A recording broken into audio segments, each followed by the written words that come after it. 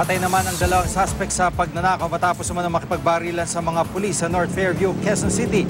Narito report ni Victoria Tulad.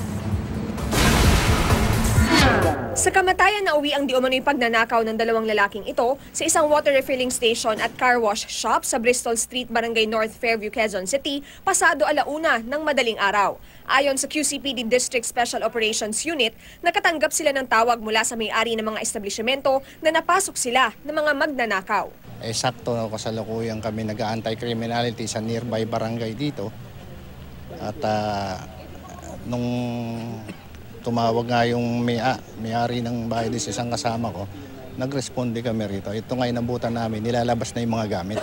Pagdating namin, bigla na lang namutok. At ang ginawa natin kapulisan ay nag-retaliate. Nakuha na raw noon ang speaker at cash box na may lamang 8 hanggang 9,000 piso. Muntik na ring matanggal ang TV at matangay ang isang motorsiklo at sidecar. Hindi raw kilala ng may-ari ang mga lalaki. Hindi rin siya naniniwala na inside job ang nangyari dahil tauhan niya mismo na stay-in sa establishmento ang nag-alerto sa kanya ng pagnanakaw. Napapansin ko na yan yung tao na yan. Tapos nung December 25 ng Pasko, yung isang tao ko rin, nakita rin nila yan. Pag uwi namin, nakita pala nila yan, may umaaligid na. May mga ID na nakuha sa dalawang suspect, pero hindi sa kanila ang mga ito, kaya patuloy pang inaalam ng pulisya ang kanilang pagkakakilanlan.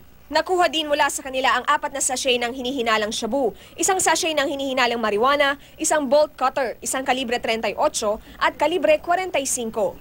Victoria Tulad, GMA News.